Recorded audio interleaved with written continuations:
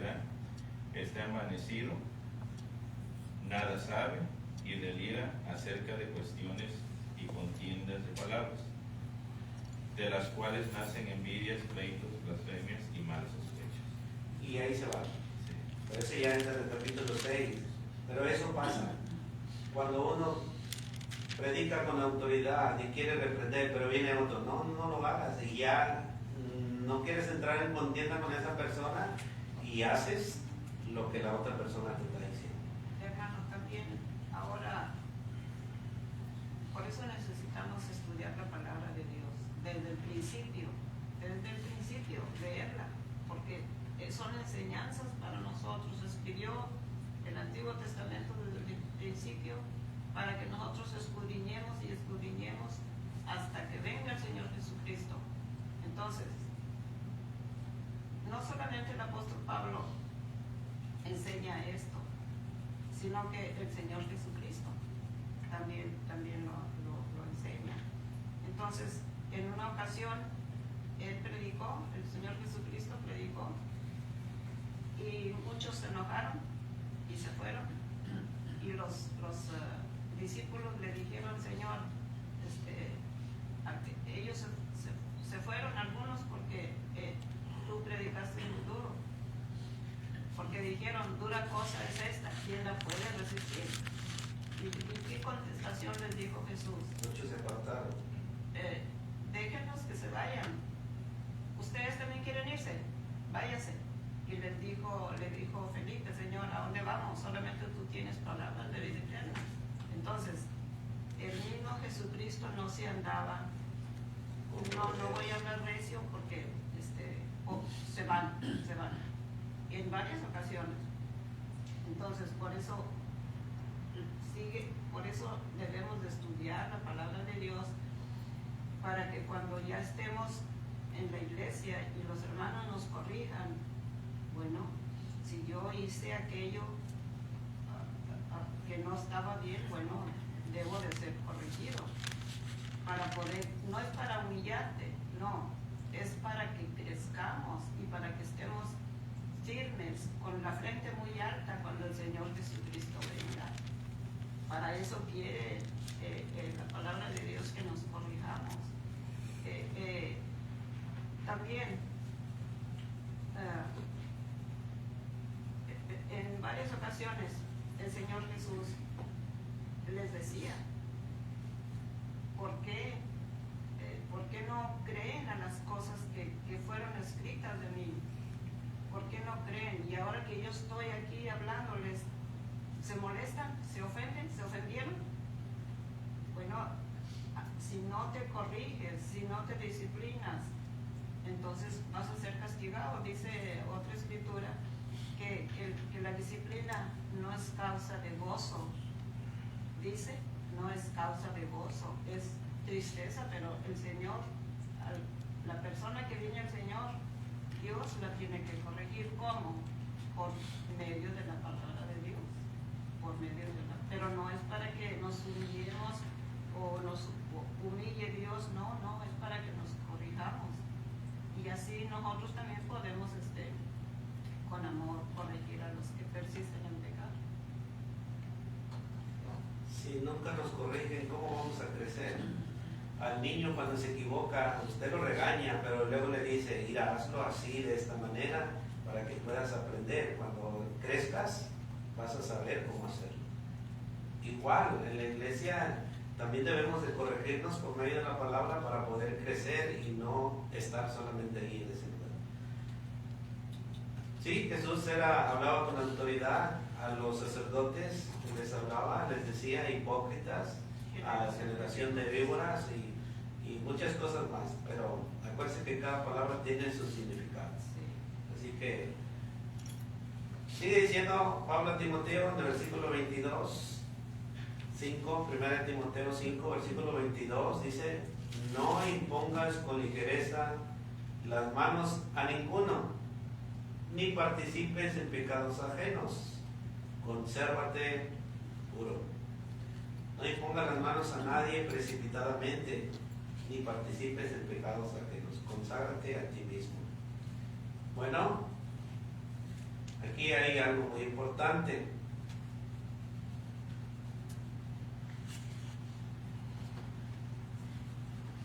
Un comentario dice: algunos piensan que la amonestación de no imponer las manos sobre nadie apresuradamente tiene que ver con recibir a las personas arrepentidas de regreso en la comunión de la iglesia. Parece que en algunos círculos de la iglesia primitiva, aquellos que habían caído en pecado escandaloso tenían que ser recibidos de nuevo en la iglesia con la imposición de manos y la oración de los líderes de la iglesia. Si es así, Pablo quiso decir: no vayas demasiado rápido, que demuestren primero su arrepentimiento. Pero hay veces que una persona se apartó de la iglesia por mucho tiempo, por ejemplo, y luego viene, pasa, oramos por él, y ya luego lo ponemos a predicar, y ya luego lo ponemos a servir, y ya luego no se debe de hacer eso. Se le debe de dar la oportunidad de que él muestre un cambio en el transcurso que él ha regresado a la iglesia. Por eso dice que no imponga las manos a nadie precipitadamente, o sea, que no le des un cargo luego, porque no, pues el hermano tenía tantos años que predicaba, pero luego se alejó un tiempo, aunque era muy buen predicador, pero debes de ponerlo a prueba. Así como los diáconos. Un diácono, para poner a una persona como diácono, dice Pablo a Timoteo que debe de ponerlo primero a prueba, para ver si reúne los requisitos. Bueno, aquí también Pablo a Timoteo le está diciendo que te mantengas Apartado, puro. sí, puro, apartado. Y no participes, porque si lo pones acá, pues estás participando con él todavía en su pecado, porque no ha cambiado, a lo mejor vive igual todavía. En aquel tiempo, hermano, era la costumbre de poner las manos, ¿verdad? Sí, en aquel tiempo. Para curarlos o Para orar por ellos y restaurarles la vida, Entonces, su vida cristiana. así era la costumbre. Por eso dice: no impongas Y las resta manos. las Sí. manos a nadie. Si no, está bien, trátalo bien. Y dice esta otra versión: ten mucho cuidado antes de poner las manos sobre alguien para no participar en los pecados de otros. Mantente puro siempre. Entonces, si ya pasaste a aquel hermano, si ya aquel hermano vino y se arrepintió y todo, y como dice usted, pásate a servir la cena del Señor, pásate a contar la ofrenda, a esto, al otro, predicar. Espérate tantito, no te adelantes, primero ponlo a prueba y ya oyendo tú de otras familias, de otros que este hermano sí quiere, sí se preocupa por sí mismo, por cambiar, tiene el deseo, su corazón es sincero, bueno, entonces ya lo puedes hacer. Pero si no, vas a estar practicando juntamente con él en sus pecados.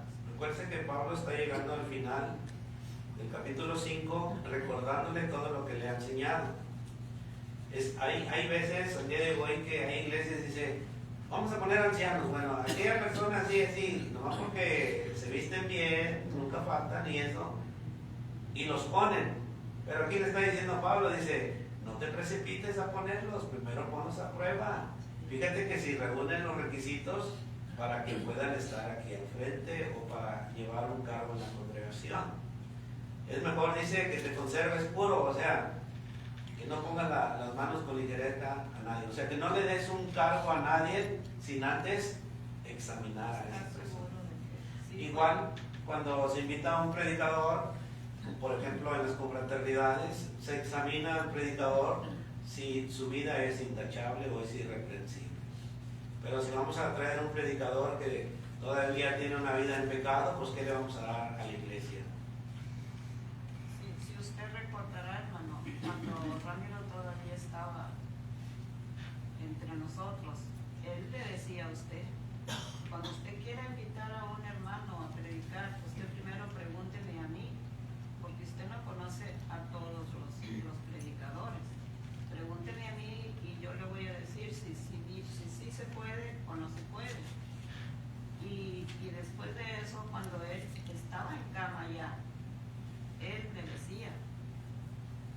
no faltes a la iglesia, yo estoy aquí, cuidado, ve a la iglesia, porque yo quiero que veas, y me hacía así con la mano, yo quiero que veas, y que tengas cuidado, quién se para ahí enfrente, y qué habla, y así. En una ocasión estaba en rehabilitaciones, y era domingo, y pues yo no quería venir por estar ahí con él, entonces él me dijo, necesitas ir, pero en ese tiempo usted ya nos había dicho que había venido un señor de otra denominación, de una denominación, y yo le dije a él, y dijo, no faltes el domingo, quiero que estés ahí, a ver quién es ese hombre, y que el hermano no lo vaya a poner. Él estaba muy preocupado. Entonces, y fíjate bien quién es, pregunta quién es y de dónde viene, y así, así. Entonces, yo vine, pero ya para ese entonces ese señor ya no vino.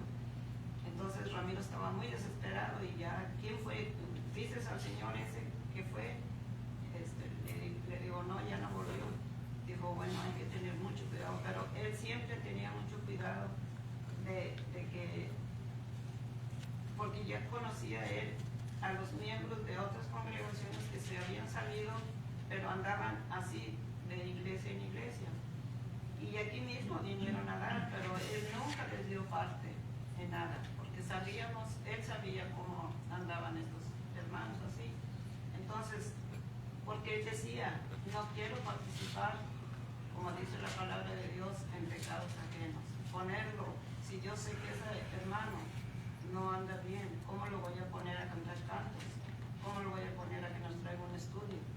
No, porque voy a estar participando en pecados ajenos. Pero él siempre tenía mucho cuidado y son consejos no solamente para el apóstol, para el joven Timoteo, sino para ustedes los predicadores. Sí, Timoteo tenía que ser sabio y tenía que discernir bien a quién iba a poner en la iglesia en aquel tiempo. Acuérdense que Pablo lo mandó a esa iglesia y que también pusiera ancianos, diáconos y todo eso, pero él tenía que estar bien, supervisar bien que fueran responsables aquellos hermanos a los que él iba a poner. Por eso dice, consérvate puro, no participes en pecados ajenos, le está diciendo Pablo. Bueno, esta es una advertencia también para el día de hoy, a que debemos de tener la necesidad de discernimiento y de una vida en santidad en el ministerio. Esta carta está escrita, está abordada por Pablo en diversas cuestiones relacionadas a la organización de la iglesia. Y Timoteo estaba sirviendo como líder en aquella iglesia y tenía que buscar hermanos que le ayudaran en el liderazgo de la iglesia. Pero tenía que tener un discernimiento de cómo los iba a escoger. Porque en aquel entonces había enseñanzas falsas.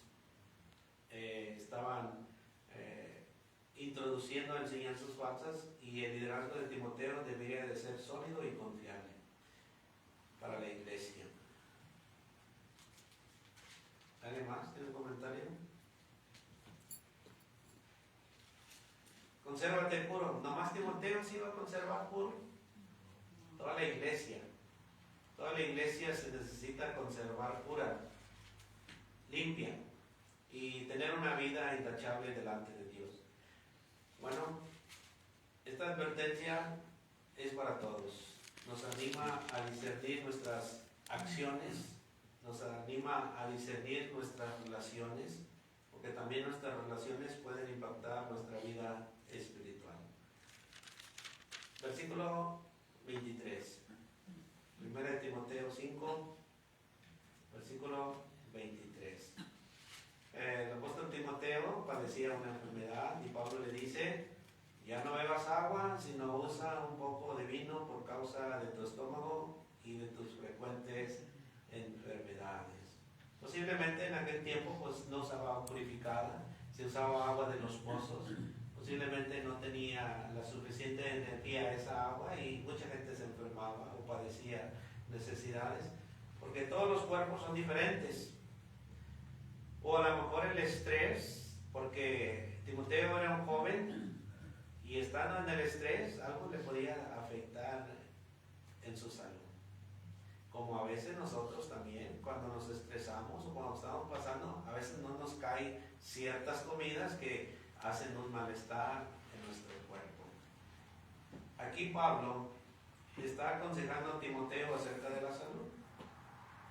La instrucción de usar un poco de vino es interesante, ya que refleja tanto prácticas culturales en la época de aquel tiempo, en los principios de la salud. El vino se usaba mucho para la salud en aquel tiempo, en el Antiguo Testamento, o en aquel tiempo cuando Timoteo estaba enfermo. Bueno, el apóstol Pablo le dice que use un poco de vino para su malestar en el estómago.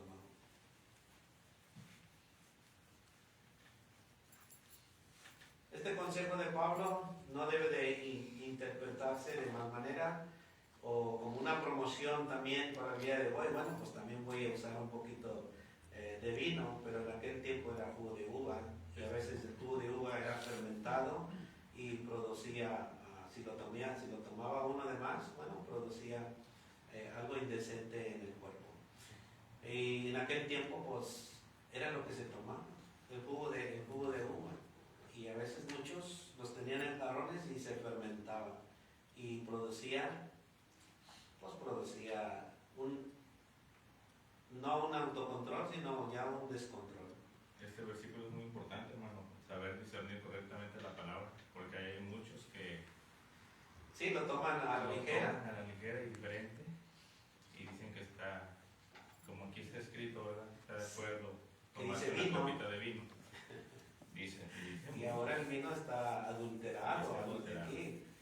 Y también, hermano, cuando Jesús convirtió el agua, El vino también mucha muchos dicen. gente de ahora, para Dice, pero en aquel justificarse, tiempo decían, sí, para lo decían, si tomaban en aquel tiempo y ahora la gente lo usa o lo discierne incorrectamente y por eso hay gente que toma.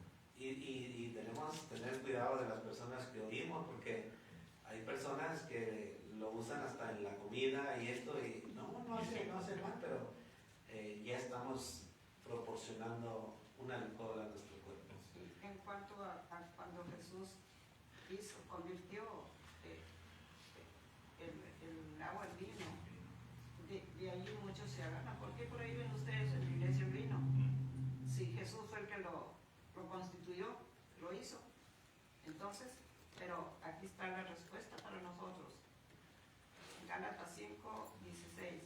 Digo pues, andad en el Espíritu y no satisfagáis los deseos de la carne, porque el deseo de la carne es contra el Espíritu y el Espíritu es contra la carne.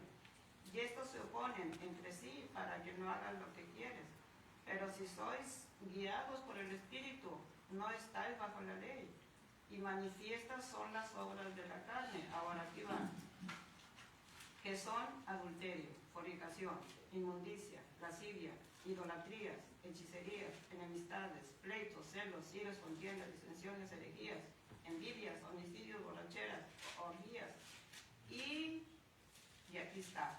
Y cosas semejantes a estas, acerca de las cuales os amonesto, como ya os lo he dicho antes, que los que practican tales cosas no heredarán el reino de Dios. Entonces, aquí no está el baile, aquí no está otras cosas, pero cosas semejantes a estas, dice. Cosas semejantes, aquí va todo, borracheras y todo, pero las que no están y que son malas, pero cosas semejantes a estas, que los que practican tales cosas no heredarán. Entonces, eso es lo que nosotros debemos de estar muy listos cuando digan, no, pero que la Escritura dice, la Biblia dice que Jesús hizo el vino, y acá el apóstol Pablo aconseja que tomen el vino y comen porque están enfermos. Bueno, entonces tenemos ya la explicación para esas personas, porque se quieren justificar.